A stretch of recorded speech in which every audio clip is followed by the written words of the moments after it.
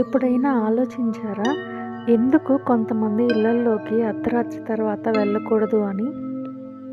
అలా ఈరోజు ఒక యూట్యూబర్ ఆ భయంకరమైన ఇంట్లోకి అడుగుపెట్టాడు.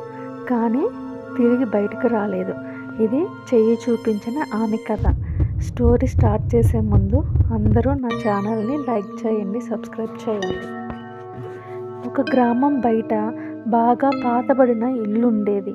ఆ ఇంటిలోకి అర్ధరాత్రి తర్వాత వెళ్ళిన వాళ్ళు ఎవ్వరూ తిరిగి రాలేదు అని చెప్తారు.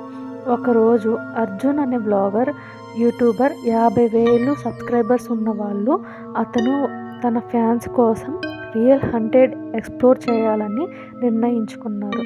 ఒకరోజు రాత్రి 11:30కి కెమెరా తీసుకుని ఆ ఇంటి గేటు దగ్గరికి చేరాడు.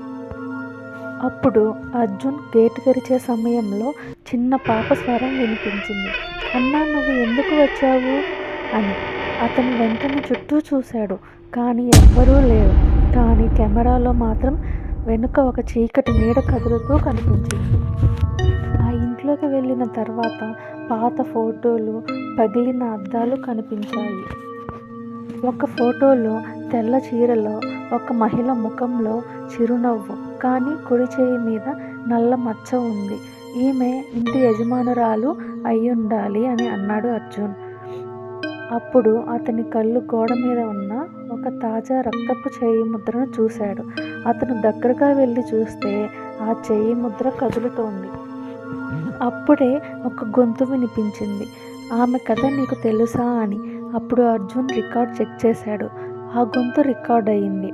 అప్పుడు ఆ గొంతు చెప్పింది, ఆ పేరు దేవిక. ఆమె భర్త అసూయతో ఆమెను చంపేశాడు. చావు ముందు ఆమె తన చేయిని కోసుకొని గోడపై రక్తంతో రాసింది, నేను తిరిగి వస్తా అని. అప్పుడు అర్జున్ భయంతో వణికిపోతాడు. ఆ గోడ మీద ఉన్న రక్తపు ముద్ర దేవికదే అని. అప్పుడు టైం 12 అయింది. కెమెరా లైట్ ఆఫ్ అయింది. ఇక మిగిలింది ఒక చిన్న క్యాండిల్ మాత్రమే. ఆ కాంతి పక్కన ఒక రక్తంతో నిండిన చేయి కనిపించింది.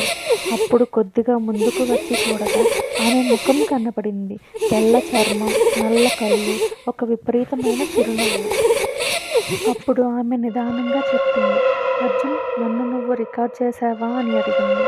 తర్వాత కెమెరా నేలపై పడిపోయింది మరియు స్క్రీన్ పగిలిపోయింది. మరుసటి రోజు పోలీసులు ఆ ఇంట్లో కెమెరాని మాత్రమే కనుక్కున్నారు, కానీ అర్జున్ ఎక్కడా కనపడలేదు.